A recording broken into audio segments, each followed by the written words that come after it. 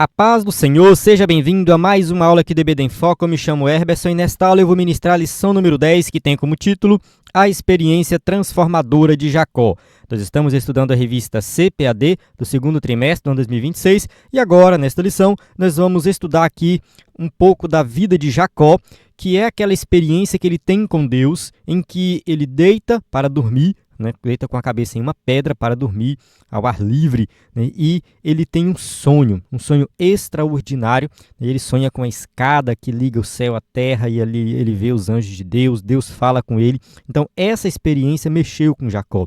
Porque assim, Deus já tinha falado com o avô dele, Deus já tinha falado com o pai dele, mas Deus não tinha falado com ele ainda. Então é a partir desse momento que Jacó começa a ter uma experiência realmente espiritual de transformação. E é justamente isso que ele estava precisando, porque assim, Jacó era filho de crente, era neto de crente, mas não era crente. Isso mesmo, Jacó ele não tinha uma fé verdadeira no Deus Jeová. Ele mentiu para o seu pai, enganou seu pai, enganou seu irmão, fez tudo aquilo que a gente estudou na aula anterior. Então, assim, se você não assistiu o vídeo anterior, assista, então leia a revista para entender melhor os detalhes. Então, assim, o que Jacó fez ali, enganando seu pai, é uma demonstração de que ele realmente não era crente, ele realmente não tinha fé em Deus. Tanto que quando o pai dele pergunta por que ele achou a caça tão rápido, achando que ele era Esaú, ele fala assim, o Senhor teu Deus enviou até mim. Então, assim, ele mente usando o nome de Deus e ainda diz que é o Deus de Isaac. Não é o meu Deus. Ele não fala assim, o Senhor meu Deus, não, o Senhor teu Deus. Então, dá a entender que Jacó ele não tinha ainda essa experiência de um relacionamento com Deus. E isso aqui é algo fundamental, é algo que realmente a gente tem que levar em consideração, porque ele precisava passar por uma transformação. E tem uma aplicação prática essa lição, nós vamos falar sobre isso na próxima lição, a gente vai falar de Jacó aí mais 2 lições pela frente, mas assim, que nós realmente precisamos ter uma experiência com Deus no sentido de que precisamos nos converter de verdade. Tem gente que nasceu na igreja, cresceu na igreja e ainda não se converteu. Eu acredito que essa lição fala muito nesse sentido, então por isso que eu convido você a assistir essa aula até o final, para que você possa entender os detalhes aqui dessa história de Jacó, para que você possa aplicar na sua vida. Se você é professor do EBD e quer ministrar uma aula de excelência, o que eu vou passar aqui também vai te ajudar muito, vai enriquecer aí a sua aula da EBD. Eu vou usar aqui o slide em PowerPoint, que o nosso slide é 100% baseado na revista, com imagem de qualidade, vem pronto para ser usado. Então você pode usar este slide aqui na sua aula da EBD. Então basta acessar o nosso site ebdemfoco.com, que lá você vai ver alguns detalhes. Pode mandar uma mensagem também no nosso WhatsApp. Então assim, quem é assinante do EBD em Foco, acessa o slide de adultos, de jovens, vários bônus aqui. Então a gente tem muito conteúdo de qualidade, a gente tem experiência na produção desse conteúdo, desde 2017. A gente produz slides, vídeos, subsídios, tudo disponível no nosso site. Então acesse ebdemfoco.com ou baixe o nosso aplicativo na Play Store, por enquanto somente para Android. Bem, vamos para o texto da lição, que diz assim: E eis que estou contigo, e te guardarei por onde quer que fores, e te farei retornar a esta terra, porque te não deixarei até que te haja feito o que te tenho dito. Gênesis capítulo 28, versículo 15. Então, Deus promete para Jacó que vai guardar, que vai proteger. Então, assim, Deus está com ele. Deus está mostrando isso. Jacó, eu estou contigo. Verdade prática? Após um encontro com Deus, Jacó é transformado. Ninguém sai da presença do Senhor da mesma maneira. É claro que essa transformação, ela não acontece de um momento para outro, da noite para o dia. Não é bem assim que funciona. Quem já foi do mundo e se converteu sabe que é um processo, que é demorado, passa um tempo até a pessoa realmente sentir aquela mudança por completo. E foi assim com Jacó. Jacó ele teve esse encontro com Deus e depois disso aqui, ele realmente mudou, porém a transformação maior veio lá no final, quando ele luta com Deus. Já é outra história, é outra lição que a gente vai estudar. Mas aqui a gente já vê um início aí dessa mudança, dessa transformação na vida de Jacó.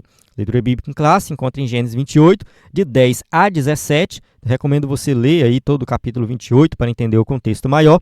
Durante a aula a gente vai aqui voltar nesses versículos e ler em detalhes para explicar a lição por completo.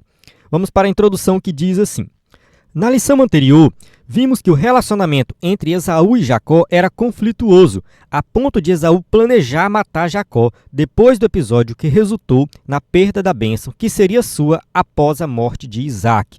Então, a gente estudou na aula anterior, né, que de fato Esaú ficou revoltado com aquilo que aconteceu, né, a sua mãe, juntamente com seu irmão Jacó, né, enganaram seu pai. Jacó roubou a bênção, né, a bênção espiritual, bênção material. Isaac abençoou Jacó com toda sorte de bênção e não sobrou nada para Esaú. Então Esaú prometeu matar Jacó, só que ele falou que ia fazer isso somente após a morte do seu pai. A promessa de matar Jacó não era de imediato.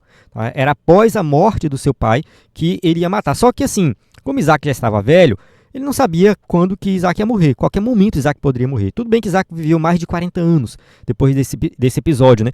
Porém, Jacó não poderia esperar por isso, né? Então, ante a ameaça de uma possível tragédia, Rebeca e Isaac aconselharam Jacó a ir embora para a casa do seu tio Labão em Harã. Então, assim, essa questão da fuga de Jacó também não foi algo assim de imediato, saiu correndo, não. Ali teve todo um preparo, ele conversou com seus pais e aí os seus pais aconselharam ele a ir embora, né? Então, Jacó tornou-se fugitivo e saiu de casa sem levar nada, indo em direção ao deserto. Mas Deus revelou-se a ele no sonho que mudou sua vida.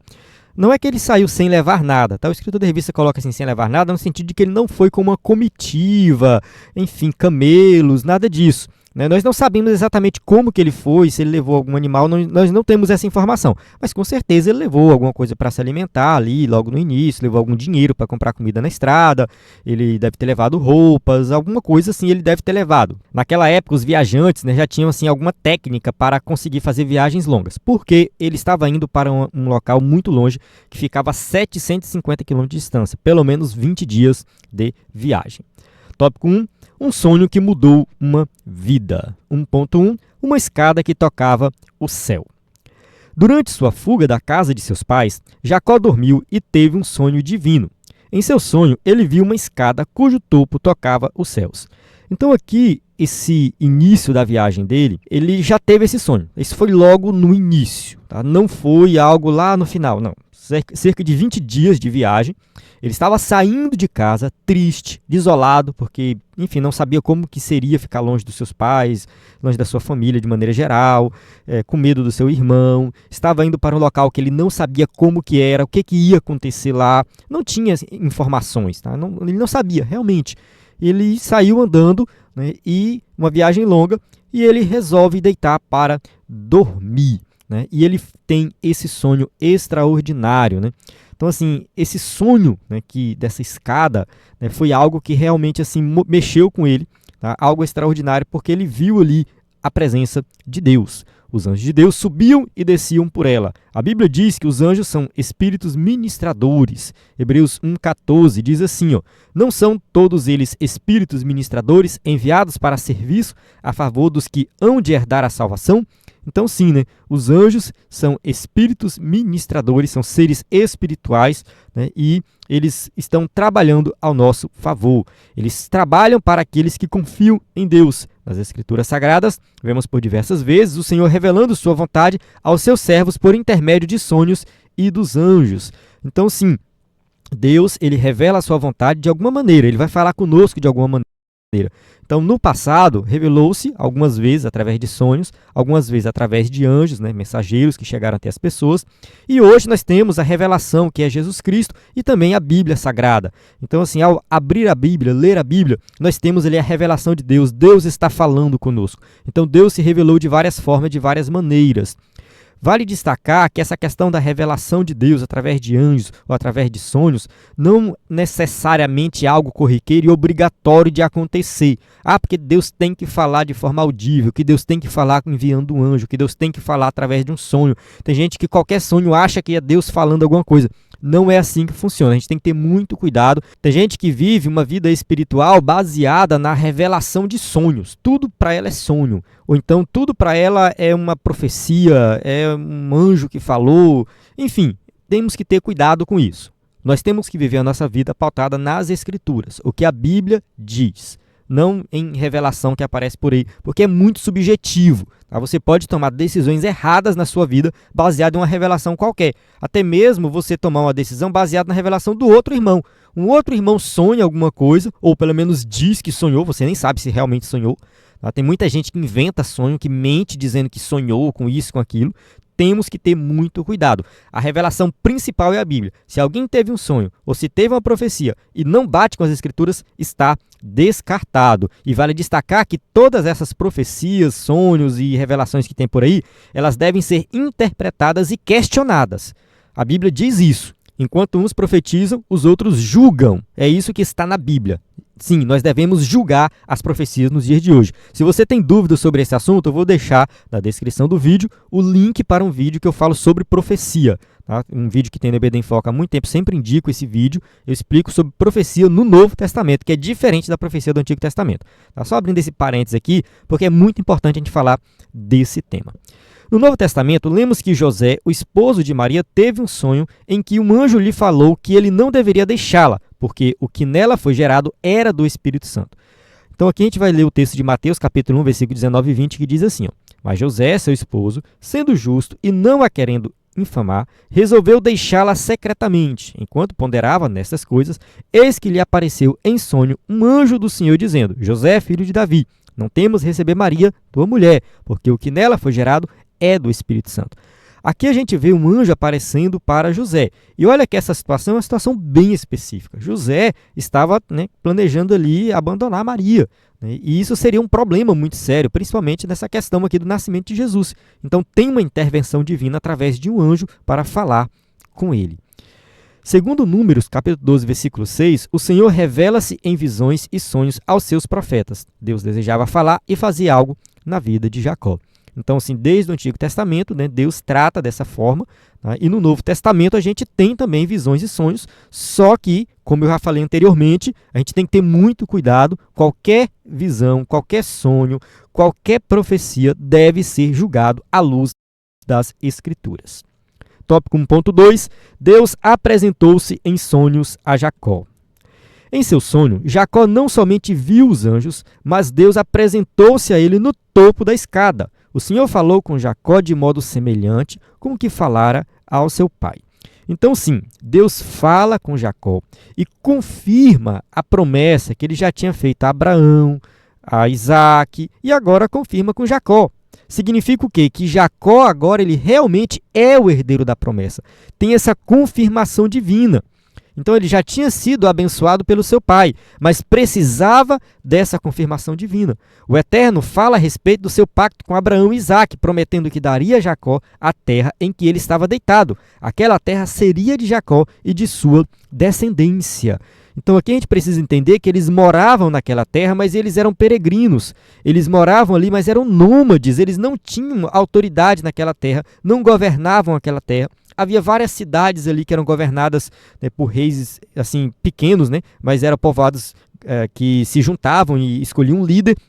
E eles dominavam aquela região, mas não era o caso aqui da família de Isaac. Isaac, enfim, herdou ali do seu pai Abraão, uma grande quantidade de pessoas, de riqueza, mas não era suficiente para ter algum destaque naquela terra. Então, assim, Deus promete aquela terra, a mesma promessa que ele havia feito para Abraão, e que todas as famílias da terra seriam abençoadas a partir dele, porque nós sabemos que aqui é o cumprimento da profecia do Messias, ou seja, um dia vai nascer o Messias da descendência de vocês e todas as famílias da terra serão abençoadas. Certamente Jacó estava temeroso ao ter que deixar sua família e seguir em direção a um lugar desconhecido. Então o Senhor, ainda em sonho, consola-o dizendo que estaria com ele e o guardaria de todo o perigo. Como eu falei anteriormente, foi uma situação muito triste, ele sair de casa, abandonar os seus pais, como eu já também expliquei na aula anterior, é bem provável que aqui ele tinha em torno de 77 anos. Jacó não era um menino, ele não era um garoto, ele não era tão jovem assim. 77 anos, a gente faz o cálculo aí do nascimento dos filhos dele, quanto tempo ele ficou fora, a gente consegue chegar nessa idade, tá? Então é fácil fazer esse cálculo aí. Não vou fazer aqui para ganhar tempo, mas eu também tenho que citar as passagens bíblicas, eu não lembro de cabeça. Mas tem um cálculo que a gente faz e ele tinha ali em torno de 77 anos de idade. Não tinha se casado ainda, não tinha filhos ainda. Isso vai acontecer depois que ele chega lá em Padã Arã.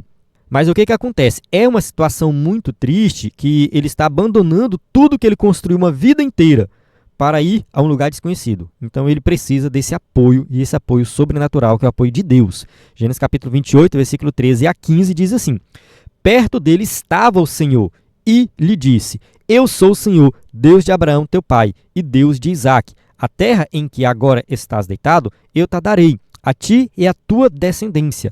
A tua descendência será como o pó da terra. Estender-te-ás para o ocidente e para o oriente, para o norte e para o sul. Em ti, na tua descendência, serão abençoadas todas as famílias da terra. Eis que eu estou contigo, e te guardarei por onde quer que fores, e te farei voltar a esta terra, porque te não desampararei, até cumprir eu aquilo que te hei referido. Então observe que Deus faz uma promessa de que ele vai voltar. Você vai, mas você vai voltar. Eu vou te dar essa terra. E a partir de ti, todas as famílias da terra serão abençoadas. Isso aqui Deus já tinha falado com Abraão, Deus já tinha falado com Isaque, e agora ele fala com Jacó, ele confirma isso com Jacó. Tá? Então Jacó, ele recebe, né, essa palavra e ele guarda essa palavra em seu coração. Ele guarda isso porque ele sabe que Deus está com ele. É no momento mais difícil da vida dele, é no momento mais complicado, é no momento que ele se sente abandonado, que Deus está com ele, Deus está cuidando dele. Então é assim que funciona conosco também.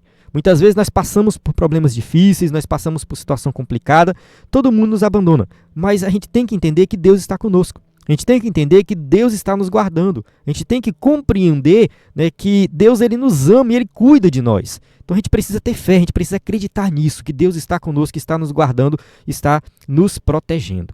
Tópico 1.3, as promessas de Deus a Jacó. Deus revelou-se a Jacó em sonhos e lhe fez promessas. Primeiro, prometeu dar-lhe a terra em que ele se achava deitado naquela noite sombria. Como a gente já leu anteriormente, né? Não vou ler novamente. Então Deus promete dar aquela terra.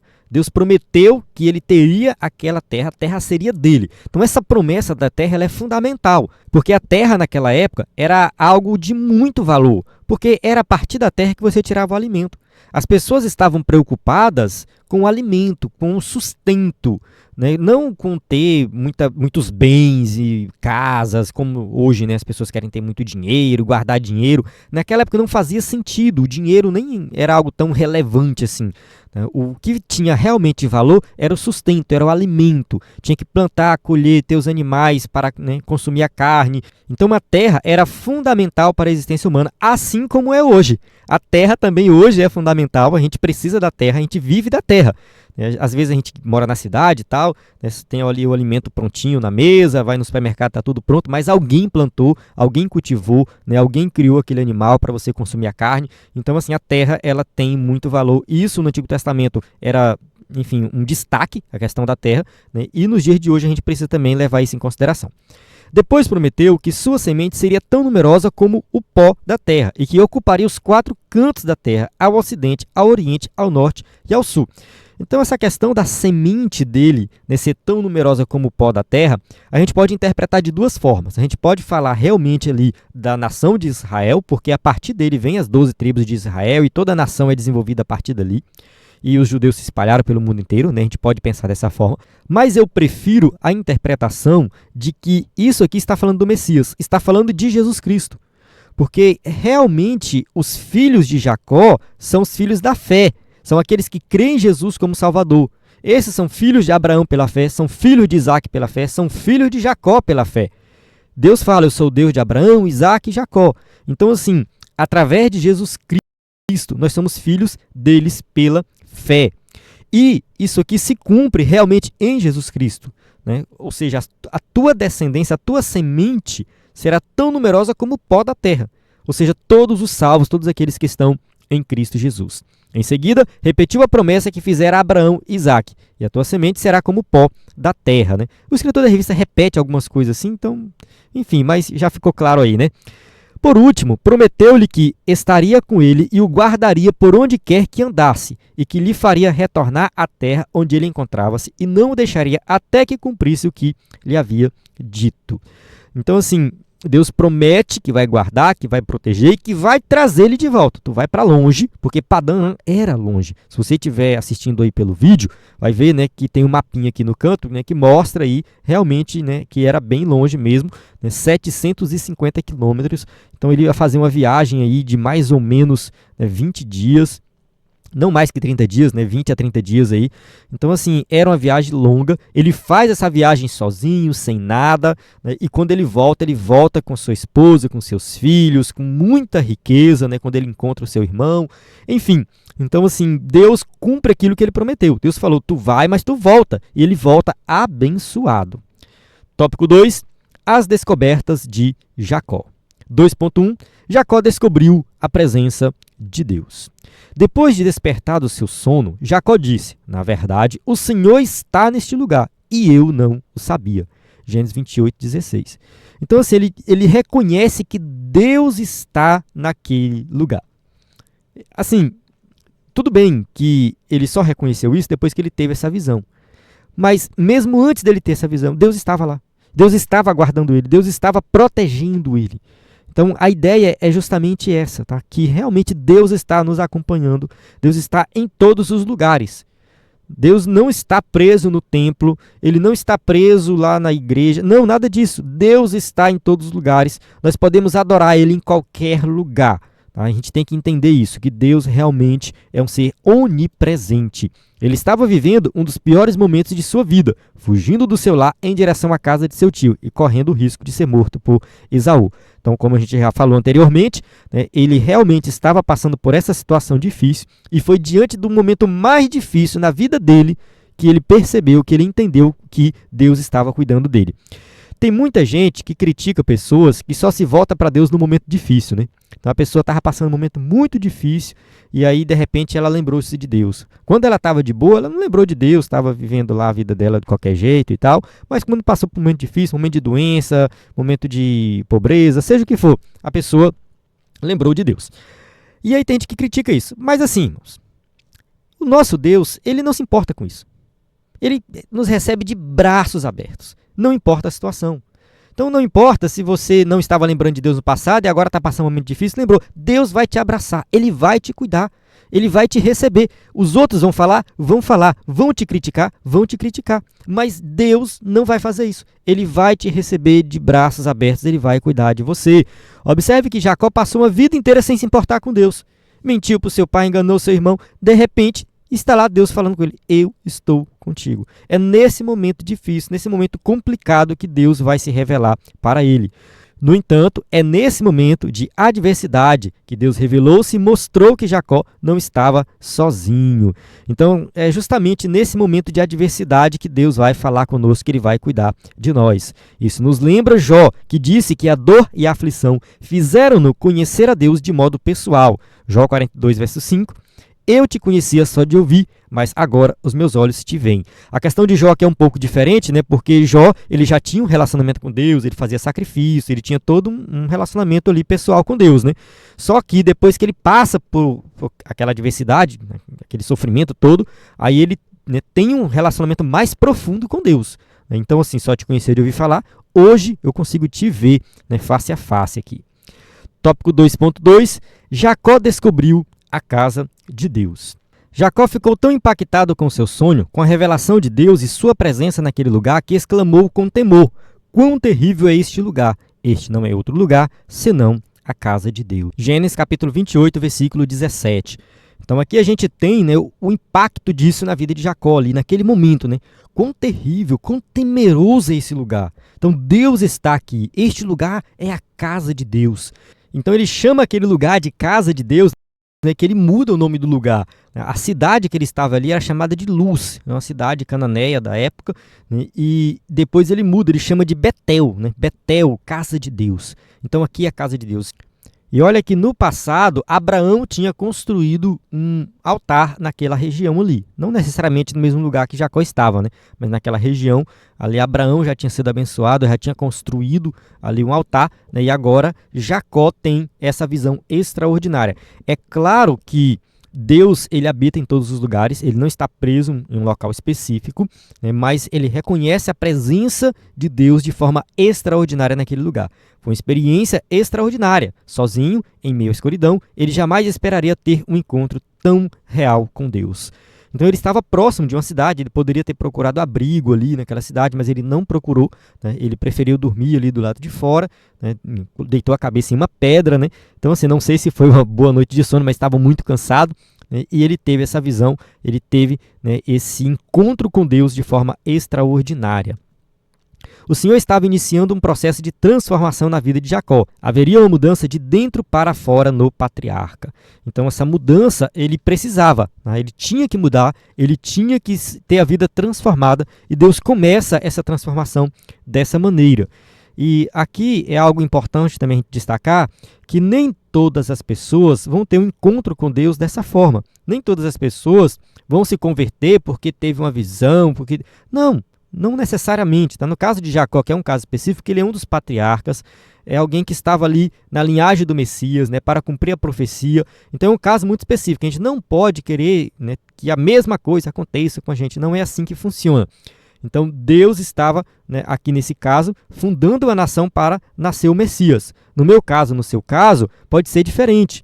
A nossa experiência inicial com Deus pode ser algo muito simples. Tá? Então, assim, é bem provável que a maioria das pessoas que estão me acompanhando aqui já são convertidos, né? Mas no processo de conversão que você passou, talvez foi algo simples. Você foi na igreja, alguém pregou, e aí de repente a pessoa fez o convite, você foi lá na frente, aceitou Jesus e teve a vida transformada a partir daí. Não foi nada extraordinário, não teve nenhuma visão, não caiu fogo do céu, nada disso. Mas a transformação que você passou foi algo extraordinário. Então, o mais extraordinário aqui na vida de Jacó não foi a visão em si, mas a transformação que ele vai passar agora, né? Então, assim, a partir de agora ele vai ter um relacionamento com Deus. Tópico 2.3, Jacó descobriu a porta dos céus. Sabemos que uma porta é uma abertura, através da qual temos acesso a determinado ambiente. Então, assim, uma porta vai dar acesso a um ambiente específico, né? Na Nova Aliança, conforme nos revela a palavra de Deus, a porta de acesso aos céus é Jesus Cristo. Então, nós sabemos que Jesus, ele é a porta, Jesus, ele é o caminho. Nós só chegamos até Deus através de Jesus Cristo. Ele é o nosso mediador. Então, nós precisamos realmente passar por Cristo. Para chegar ao céu, nós precisamos passar pela porta que é Jesus Cristo. Ele mesmo declarou, eu sou a porta. Se alguém entrar por mim, salvar-se-á e entrará e sairá e achará pastagens. João capítulo 10, versículo 9. Então Jesus disse, eu sou a porta. Então se ele é a porta, eu preciso entrar por ele, eu preciso passar por ele. A salvação se baseia somente em Jesus Cristo. Hoje não há outra maneira de chegar-se a Deus, ser transformado e santificado, senão por intermédio de Jesus Cristo. Então, assim, de fato, ele é o nosso mediador e somente através de Cristo nós alcançamos a salvação. O escritor da revista colocou aqui hoje, e isso pode confundir algumas pessoas, né? Porque, assim, se hoje é através de Jesus Cristo, como que era no passado, né? Então, sempre tem essa pergunta, como que as pessoas se salvavam lá no Antigo Testamento e tudo mais. É claro que isso pode ser um pouco polêmico e a Bíblia não dá uma resposta definitiva, mas a gente sempre segue a mesma linha de que a salvação é pela fé nas promessas de Deus. E a promessa de Deus no Antigo Testamento era a promessa do Messias. Então, quando Deus chama Abraão, ele faz essa promessa, que vai fazer dele uma grande nação. Deus não revela detalhes de como que isso vai acontecer, mas crer nessa promessa era fundamental para ser salvo. Então, tinha que crer na promessa do Messias. Então, a salvação sempre foi por meio de Jesus Cristo. Jesus salva hoje na Nova Aliança e ele salvava também lá na Antiga Aliança. A salvação sempre esteve baseada em Jesus Cristo, na fé no Messias. Hoje, nós cremos no Messias que já veio. Lá no passado, eles criam no Messias que um dia viria. Mesmo que essa revelação não fosse plena, não fosse completa, mas eles criam na promessa de Deus. Eles tinham que crer nisso. Então, a salvação sempre foi pela fé. Tópico 3, a coluna de Betel. 3.1, a pedra transformada em coluna. Cheio de fé e de entusiasmo, Jacó decidiu demonstrar sua gratidão a Deus de forma bem concreta, plena de sentido e de devoção sincera. Então ele tem essa visão extraordinária, ele resolve demonstrar essa gratidão a Deus. E essa gratidão, ela vai ser através da construção de um altar, né? Ele poderia ter feito somente uma oração de gratidão a Deus por tudo que lhe proporcionara, demonstrando seu amor, seu cuidado, mas o fez de modo bem real e visível. Então, assim, os povos antigos tinham o costume de marcar o local de alguma forma, né? E construir um altar era a maneira de fazer isso, né? Ele levantou-se de madrugada, tomou a pedra que lhe servira de travesseiro e a levantou como uma coluna que serviria de memorial ao Senhor. Então ele faz isso, ele constrói um altar para que aquele lugar fique marcado. Ele sabe que ali aconteceu algo extraordinário. Ele sabe que ali, né, Deus falou com ele, Deus estava presente ali. Jacó derramou azeite sobre a pedra e apelidou aquele lugar que antes se chamava Luz, de Betel, que significa casa de Deus. Então, como eu já comentei anteriormente, né, a cidade próxima ali é a cidade de Luz, e ele vai e derrama, né, o azeite sobre a pedra, constrói um altar e fala que é outro lugar agora. O nome agora é diferente, é Betel, é casa de Deus. Então, pela fé, Jacó viu não apenas uma coluna de pedra, mas um lugar especial de adoração ao Senhor. E aqui a gente pode destacar também, né, que essa visão que ele teve apontava também para Cristo, né? Então a visão dele, né, dessa escada que liga o céu até a terra, aponta para Cristo, que é o nosso mediador, que liga o céu à terra. Então é por isso que ele reverencia esse lugar, ele vai adorar a Deus, ele vai construir um altar. Então aqui a gente observa realmente ali que Jacó, ele entendeu, né, que tem algo realmente a mais ali naquele lugar. Tá? Tem algo a mais e que isso trouxe um impacto grande na vida dele. A partir daquele momento, ele passa a ter uma fé em Deus, uma fé verdadeira. 3.2, o voto de gratidão a Deus. Após consagrar a coluna de Betel, Jacó fez um voto a Deus movido por um sentimento de fé e de profunda gratidão. Então, assim, ele demonstra uma gratidão a Deus, né? E isso é importante. Eu já falei de gratidão em aulas anteriores, né? Os irmãos que me acompanham há muito tempo sabem que eu gosto de dar o exemplo dos 10 leprosos, né? Jesus curou 10 leprosos, mas somente um voltou para agradecer. Esse que voltou para agradecer foi o que recebeu a salvação. Os outros só receberam a cura, mas aquele, Jesus falou, a tua fé te salvou. Então aquele ali, né, pelo fato de ele ser grato a Deus, de demonstrar a gratidão, ele recebe uma bênção muito mais extraordinária.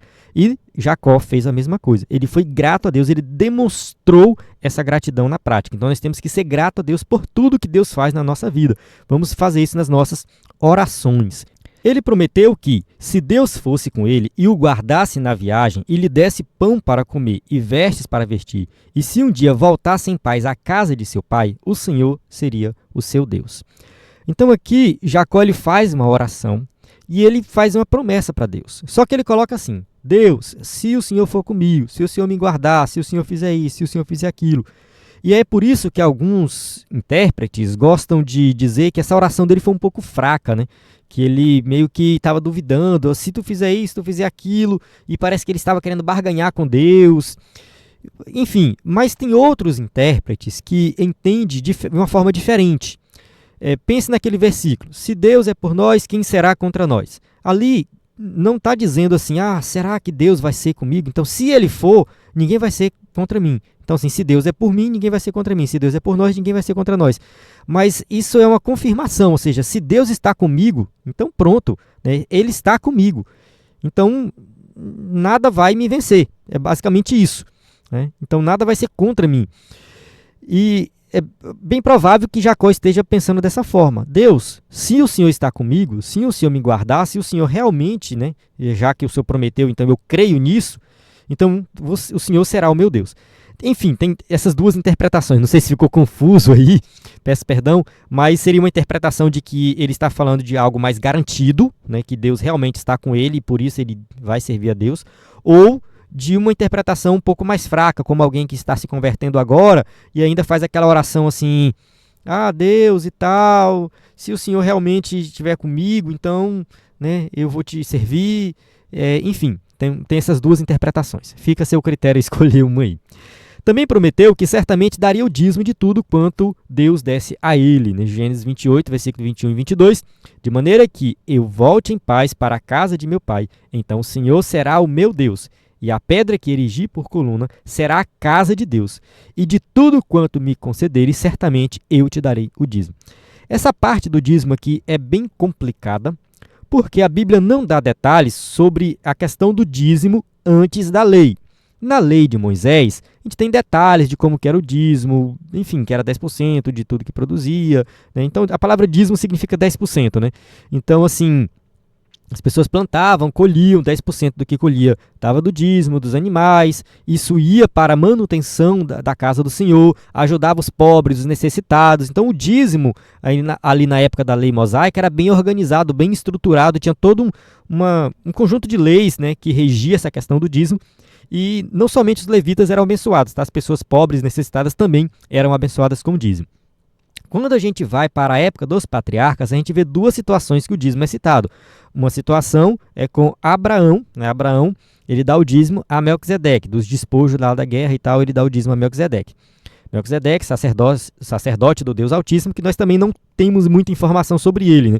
Eu não gosto muito daquela mística de que Melquisedeque era um ser sobrenatural, era Cristo pré-encarnado, não gosto muito dessa interpretação, tá? Eu gosto da interpretação de que ele era uma pessoa que servia a Deus naquela época, um homem comum, tá? O fato dele não ser, assim, Hebreus fala, né, que ele não tem descendência, não tem pai, não tem mãe, é mais porque isso não é citado na Bíblia, não é citado lá em Gênesis, tá? Eu vejo dessa forma. Mas enfim, isso é uma outra questão, um outro estudo sobre Melquisedeque. O importante aqui é que Abraão deu dízimo a ele, tá? Deu dízimo a Melquisedeque. Só que a gente não vê detalhes de como foi isso, por que foi isso, e se Abraão deu dízimo outras situações em outras ocasiões. Não sabemos. E também, para quem Jacó vai dar o dízimo? Tá? No caso, a outra situação é essa, tá? A primeira é Abraão, a segunda é de Jacó. Para quem ele vai dar o dízimo? Ele promete dar o dízimo, mas para quem? Né? A gente não sabe também como que funcionava o dízimo nessa época. O que se sabe é que o dízimo não é exclusividade dos judeus, não é exclusividade da Bíblia. Era praticado nos povos antigos e muitas vezes ligado à religião, para a manutenção do culto e tudo mais. Então, assim, outros povos davam dízimo, gregos, romanos, enfim, outros povos lá davam dízimo. Isso aí é registrado. Tá? Então, assim, era comum, né, as culturas naquela época, né, as pessoas separar 10% e doar em prol, né, principalmente ali em prol de algo religioso. Tá? Então, isso aí era comum e aconteceu na época dos patriarcas. Então, nós não temos detalhes, de fato, nós não temos detalhes. Tá? Talvez, naquela época, tinha ali, né, enfim, sacerdotes que serviam a Deus também. Eu digo sacerdote aqui não no mesmo sentido do sacerdote da época da lei de Moisés, tá? Seriam pessoas que buscavam a Deus também, tá? Que serviam a Deus de alguma forma, que não está registrado na Bíblia. Pode ser, existe essa possibilidade? Existe. Tá? Existe a possibilidade de ter outras pessoas que serviam a Deus. Tá? Melquisedeque, por exemplo, é um caso. Tá? Um caso de alguém que servia a Deus, né, que nós não temos a história dele aqui. Mas também pode ser que Jacó ia usar os 10% do dízimo aqui, né, para ajudar os necessitados, pobres. Pode ser isso também. Tá? Então nós não sabemos detalhes como que seria isso. Será que seria em forma de sacrifício, ia fazer holocausto? Também nós não sabemos. Tá? Então só sabemos que tem essa promessa aqui, eu vou dar o dízimo de tudo que eu ganhar. Ele prometeu seguir o exemplo de Abraão, que deu o dízimo de tudo a Melquisedeque depois de grande vitória sobre seus inimigos. Então vamos ler aqui o texto de Hebreus, capítulo 7, versículo 1 e 2, né? Porque este Melquisedeque, que era rei de Salém e sacerdote do Deus Altíssimo, e que saiu ao encontro de Abraão quando ele regressava da matança dos reis e o abençoou, a quem também Abraão deu o dízimo de tudo. E primeiramente é, por interpretação, rei de justiça e depois também rei de Salém, que é rei de paz. Então aqui eu já falei, né, de Melquisedeque e Abraão, né, só reforçando, né, aqui está a passagem bíblica, né, que ele era rei, né, ou seja, era alguém importante, e Abraão deu para ele o dízimo, né, do que ele recebeu ali do despojo de guerra. Né? Enfim, só um detalhe aqui, que na revista está errado, tá? Na revista está que Melquisedeque deu o dízimo a Abraão, no texto de cima, e eu alterei aqui. Tá? É Abraão que deu o dízimo a Melquisedeque, tá bom? Mas vamos avançar. Tópico 3.3, o concerto de Deus com Jacó. As bênçãos do concerto eram transmitidas ao primogênito, mas com a família de Isaac seria diferente, pois Deus revelou que o filho mais velho serviria o mais novo. Então, sim, né, de acordo com o que a gente estudou na aula anterior, né, as bênçãos de Deus, as bênçãos do concerto, seriam para o primogênito, seria para Esaú. Esaú que ia herdar essas bênçãos. Porém, nós sabemos que Deus já havia falado de antemão que o filho mais velho serviria o mais novo. E isso acontece de fato. É claro que, como a gente já estudou na aula anterior, né, teve toda aquela manipulação ali de Jacó com Esaú, a mãe dele e tudo mais, a gente já viu a história, né, mas, né, Deus cumpriria essa promessa de todo jeito. Tá? Então, assim, Deus não precisava da ajudinha que Rebeca e Jacó deu a ele ali, né? Não precisava disso. Mas enfim, já vimos que Esaú não deu importância à sua primogenitura. E como consequência, Jacó, que realmente desejava as bênçãos, recebeu as promessas que Esaú perdera.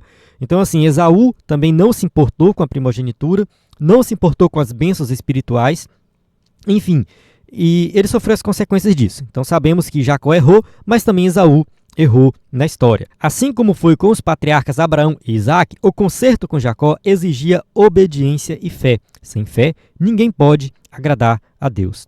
Então, de fato, Deus exigiu de Jacó fé. Ele precisava obedecer, ele precisava ter fé. Então, como eu falei anteriormente, a salvação sempre foi por meio de Cristo. No Antigo Testamento, isso se revelava através da obediência à palavra de Deus e da fé nas promessas de Deus. E essas promessas do Antigo Testamento sempre estavam vinculadas ao Messias que um dia viria. Então, eles eram salvos pela fé nessas promessas. A princípio, Jacó não demonstrou confiança no Senhor, mas fez uso de sua esperteza e seu engano. No caso, né, de início ali, ele realmente não confiou em Deus, não confiou nas promessas. Isso porque também ele ouviu, né, do seu avô, Abraão, ele ouviu do seu pai, Isaac, tá? E isso parece que não fez muito efeito na vida dele. Tá? Então, assim, ele tinha interesse na promessa, mas ele não sabia das exigências de obediência e de fé. Ele precisava ter isso. Então, de fato, ele vai tomar posse dessa promessa através do engano, da esperteza, né, que ele vai ser abençoado por Isaac. Mas eu acredito que isso só faz sentido, só tem impacto real na vida dele quando ele tem essa visão da escada, ali que de fato ele compreendeu porque Deus falou com ele. Tá? Contudo, ele tem um encontro transformador com Deus e decide obedecê-lo. O Senhor renovou pessoalmente a ele as promessas de conserto. Aqui o escritor da revista vai citar Gênesis 35, de 9 a 13, que já é uma passagem lá na frente, depois que ele, ele já tinha se encontrado com Esaú, tinha lutado com Deus, Deus já tinha abençoado ele, e, enfim, já tinha mudado o nome dele, aí passa até a história de Diná lá com Siquemitas, aí volta, enfim, um outro momento que Deus vai falar isso aqui com ele. Tá? Então o escritor da revista dá esse salto aqui, só mostrando que Deus reforça essa promessa várias vezes com ele. Tá? Não é só uma vez que Deus fala com Jacó, mas a partir daquele momento que Deus falou com ele lá, na visão da escada, Deus continua falando com ele em outros momentos. Tá? Então Gênesis 35, de 9 a 13, diz assim: Indo Jacó de Padã Arã, outra vez lhe apareceu Deus e o abençoou. Disse-lhe Deus: O teu nome é Jacó, já não te chamarás Jacó, porém Israel será o teu nome. Ele chamou Israel e disse-lhe mais: Eu sou o Deus Todo-Poderoso. Sê fecundo e multiplica-te. Uma nação e multidão de nações sairão de ti, e reis procederão de ti. A terra que te dei a Abraão e a Isaque, dar-te-ei a ti, e depois de ti a tua descendência. E Deus se retirou dele, elevando-se do lugar onde lhe falara.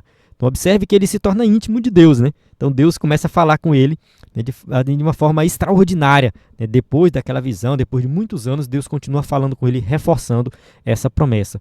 Então aqui a gente observa alguém que realmente teve a vida transformada, alguém que passou uma vida inteira ouvindo falar das bênçãos de Deus, ouvindo falar de Deus, das promessas de Deus, mas aquilo parece que não tinha feito muito sentido para ele. Ele não tinha ainda internalizado aquilo e se convertido de verdade. Depois ele tem um encontro com Deus, né, e passa por vários problemas na vida. Ele sofre perseguição e tudo mais, mas ele se torna o quê? Íntimo de Deus, e Deus vai sempre reforçar essa promessa. Isso aqui realmente fala conosco, né, e também de muitas pessoas que passam a vida na igreja. Vai para a igreja, conhece tudo, ouve o evangelho, mas nunca se entregou de verdade, nunca, enfim, creu de verdade, nunca conseguiu ter um relacionamento de verdade com Deus. Então a gente precisa desenvolver esse relacionamento, a gente precisa crer, a gente precisa se entregar por completo a Deus. Amém? Então chegamos na conclusão da aula que diz assim: a história de Jacó mudou completamente depois que ele teve um encontro com Deus quando caminhava em direção à casa de seu tio Labão. Em meio à noite escura, quando dormia, com a cabeça posta sobre uma pedra, solitário teve um sonho que mudou sua vida. Deus revelou-se para ele em sonho.